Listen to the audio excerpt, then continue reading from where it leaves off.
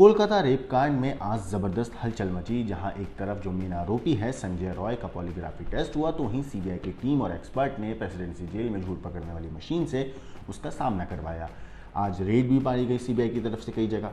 करीब 4 घंटे तक चले इस टेस्ट के बाद सीबीआई की टीम जेल से बाहर निकल गई। वहीं दूसरी तरफ दरिंदगी वाले अस्पताल में यानी कि आर्जिकर मेडिकल कॉलेज में करप्शन को लेकर ताबड़तोड़ छापेमारी हुई। सीबीआई टीम पूर्व प्रिंसिपल संदीप घोष के घर भी तलाशी कर ली सीबीआई ने। करीब 6 घंटे की रेड के बाद एक टीम चली गई, वहीं उसके बाद दूसरी टीम जो है घर के अंदर फिर भी मौजूद रही।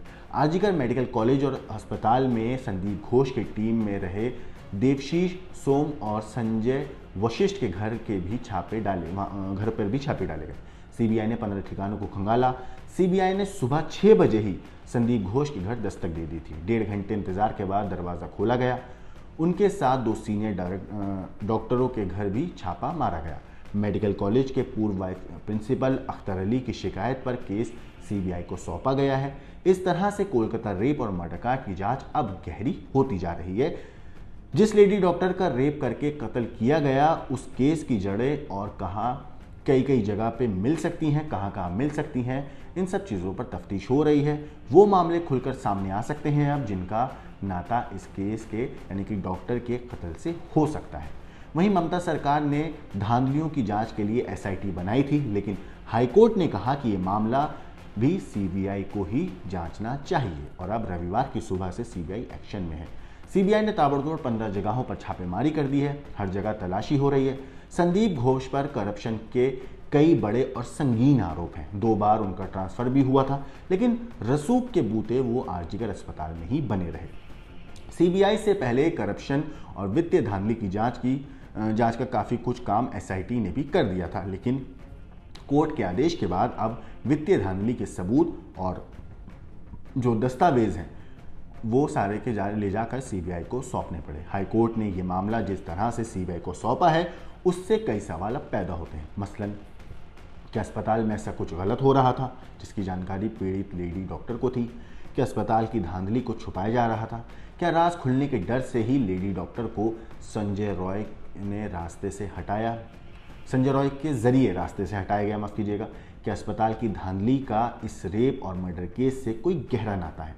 सारे आरोपों के केंद्र में रहे संदीप घोष, यानी जो सबसे इन सारी चीज़ों के बीच में जो बंदा था, यानी संदीप घोष से तकरीबन 100 घंटे से ज़्यादा की पूछताछ अब तक हो चुकी है। देश को झंझोर देने वाले इस कांड की जांच में जुटी सबसे तेज तर्रार जांच एजेंसी सीबीआई के लिए एक पेचीदा केस बन गया है। इसलिए सीबीआई को सच की तह तक जाने के लिए झूठ पकड़ने वाली मशीन का सहारा लेना पड़ रहा है। आज इस केस में सबसे बड़े आरोपी संजय रॉय का पॉलीग्राफी टेस्ट किया गया। इससे पहले शनिवार को इस केस में 6 और लोगों का पॉलीग्राफी टेस्ट पूरा कर लिया गया, जिसमें सबसे बड़ा किरदार इसी अस्पताल का पूर्व प्रिंसिपल संदीप घोष है। पहले शनिवार को ही संजय रॉय का भी पॉलीग्राफी टेस्ट किया जाना था, लेकिन कुछ तकनीकी खराबी की वजह से पॉलीग्राफी टेस्ट शनिवार को नहीं हो पाया। इसके बाद आज उसका ये टेस्ट हुआ। वहीं जो संजय की वकील हैं, उनका इस मामले पर कहना है कि वो पॉलीग्राफी टेस्ट के लिए इसलिए तैयार हो गया था क्योंकि उसने कुछ नहीं किया है। हालांकि पुलिस के हवाले से खबर आ रही थी कि उसने अपना गुनाह कबूल कर लिया है और ख़ुद को फांसी देने की बात कर रहा था, लेकिन उसकी वकील जो हैं उनके दावे को ठुकरा रही। संजय रॉय वो किरदार है जिसके जवाबों के जरिए इस पूरी गुत्थी को सुलझाने में सबसे ज़्यादा मदद मिल सकती है। पुलिस अब तक संजय रॉय के खिलाफ कई सारे सबूतों को जमा कर चुकी है। इसमें कुछ मौके से जुटाए गए सबूत हैं तो कुछ तकनीकी सबूत। मसलन शनिवार को ही सीबीआई ने संजय रॉय की बाइक को भी जब्त कर लिया था, क्योंकि इसी बाइक से संजय जो है वारदात की रात अस्पताल से निकला था और घर जाकर सो गया था। दावा है कि उसके खिलाफ मजबूत सबूत हैं। वैसे इस केस का सबसे बड़ा आरोपी जो है संजय, वो एक इकलौता शख्स है जिसकी अब तक इस केस में गिरफ्तारी हुई है। संजय को लेकर तमाम सवाल हैं, कई ऐसे राज हैं जो पुलिस तलाशना चाहती है। पुलिस के हवाले से ये भी खबर आ रही थी कि उसने अपने गुनाह को कबूल कर लिया है और ख़ुद को फांसी देने की बात कर रहा था, लेकिन उसके वकील जो हैं उन्होंने इस पूरे दावों को सरासर ठुकरा दिया। पुलिस के दावे को उन्होंने पूरा ठुकराते हुए ये कहा कि जो संजय राय, उसको लेकर जो दावे हो रहे हैं उसके खिलाफ मजबूत सबूत हैं, लेकिन पुलिस का ये मानना है। 8 और 9 अगस्त की दरमियानी रात को अस्पताल में आने जाने की उसकी हर तस्वीर कैद है सीसीटीवी में। सीसीटीवी ने उसकी हर हरकत को कैद किया था और तीसरी मंजिल पर भी उसकी मौजूदगी वारदात के वक्त ही दिखी गई थी और रात 3 बजे के बाद वो अस्पताल से निकलते हुए कैमरे में कैद भी हुआ था। संजय रॉय के खिलाफ पुलिस के पास जो सबसे बड़ा सबूत है वो है उसका ब्लूटूथ डिवाइस जो पीड़ित लेडी डॉक्टर के पास मिला। इससे पुलिस को ये साबित करने में मदद मिलेगी कि संजय ही वो शख्स था जो सेमिनार हॉल में उस वक्त मौजूद था।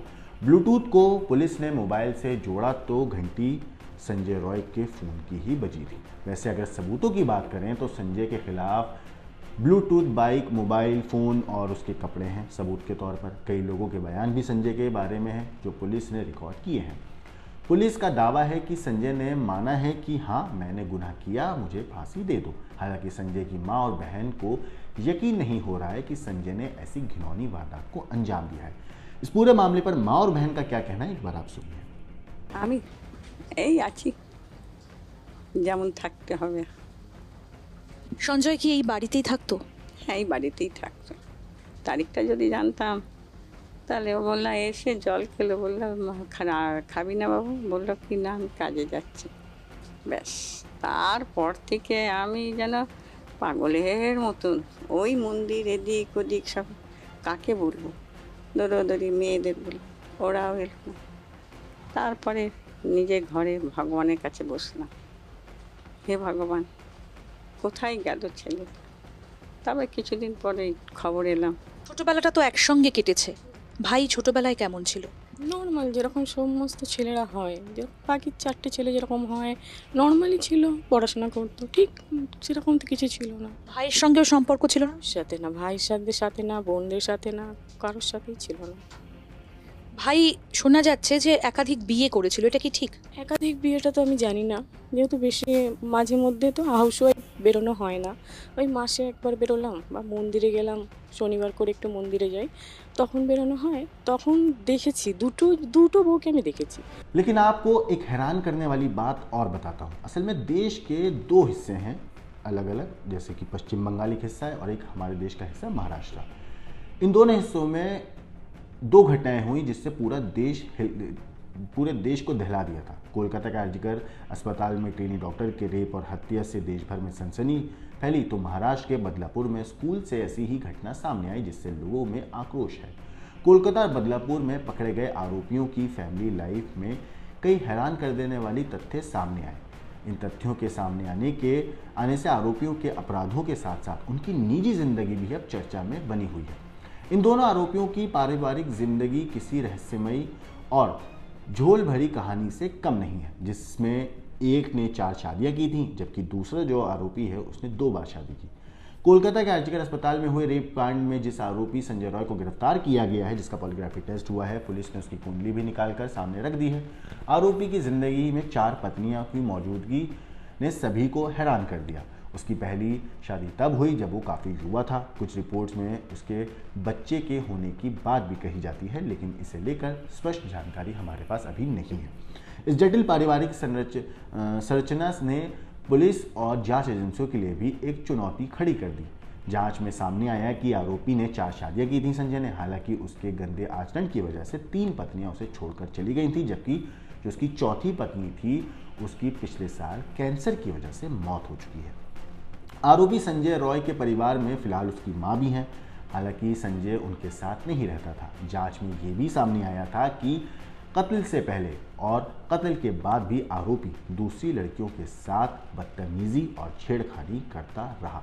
जिस रात इसने डॉक्टर के साथ हैवानियत की, उसी रात ये सारी बातें सामने है कि इसने उस रात भी डॉक्टर के साथ पूरी हैवानियत करने के बाद भी तब भी लड़कियों के साथ छेड़खानी करता रहा। रॉय को गिरफ्तार करने के बाद सीबीआई ने जब पिछले 24 घंटे की उसकी हरकतों की स्कैनिंग शुरू की तो उसके बारे में ऐसी जानकारियां निकलकर सामने आई जिन्हें जांच एजेंसियां और जांच अधिकारियों को भी सन्नाटे में डाल दिया। तफ्तीश में पता चला कि संजय रॉय वारदात वाली रात अस्पताल के पास ही एक रेड लाइट एरिया में भी गया था और वहां लौटते हुए उसने रास्ते में भी एक लड़की से छेड़खानी की थी।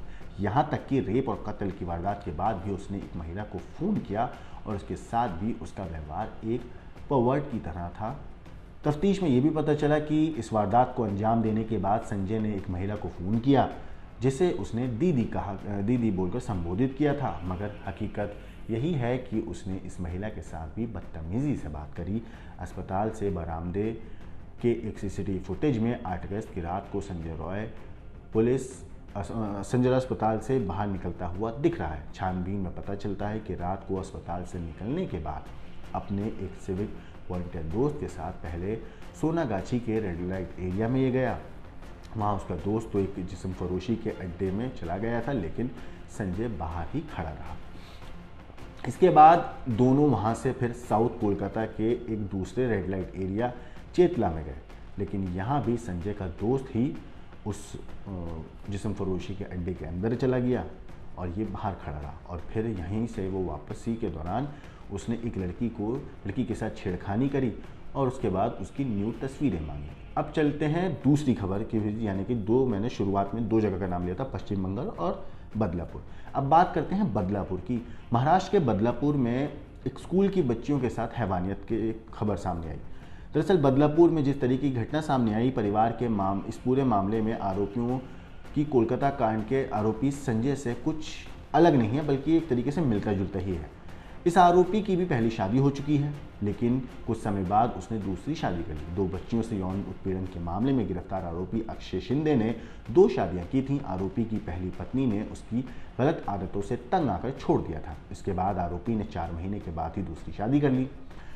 आरोपी के पड़ोसी ने कहा कि अक्षय ने हाल ही में शादी की और अपने भाई और मां के साथ रहता था। शादी करीब 4 महीने पहले हुई थी।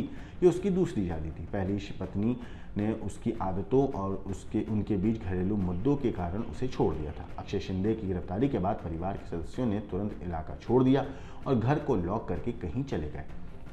इन दोनों दरिंदों की जो फैमिली लाइफ है, उनकी जटिलताओं ने पुलिस की जांच को लेकर और भी कठिन बना दिया। दरअसल उनकी शादियों और पारिवारिक संबंधों की गहराई से पड़ताल की जा रही है, ताकि ये समझा जा सके कि इन अपराधियों की मानसिकता पर पारिवारिक जीवन का क्या प्रभाव होता है। दरअसल सामाजिक दृष्टिकोण से अगर देखा जाए, ये खुलासे समाज के उन पहलुओं को भी उजागर करते हैं जिन्हें आमतौर पर नज़रअंदाज हम कर देते हैं। इन मामलों ने ये सवाल उठाया है कि क्या इन दोनों ही मामलों में दोनों व्यक्तियों के अपराधी बनने की राह में उनकी पारिवारिक परिस्थितियों का कोई योगदान माना जा सकता है या नहीं। आपको इस चीज़ पर क्या लगता है, हमें कमेंट करके ज़रूर बताइएगा। इस केस पे जो भी अपडेट आएगी हम आपको ज़रूर बताएंगे। इस केस से जुड़ी कोई भी अपडेट आपको जाननी हो, हर छोटी से छोटी खबर, बड़ी से बड़ी खबर हम क्राइम तक पर ज़रूर डाल रहे हैं। इस पूरी कहानी के ऊपर, पूरी स्टोरी के ऊपर आपका क्या कहना है, क्या सोचना है, हमें कमेंट करके ज़रूर बताइएगा। बाकी देश और दुनिया की क्राइम की खबरों के लिए देखते रहिए क्राइम तक।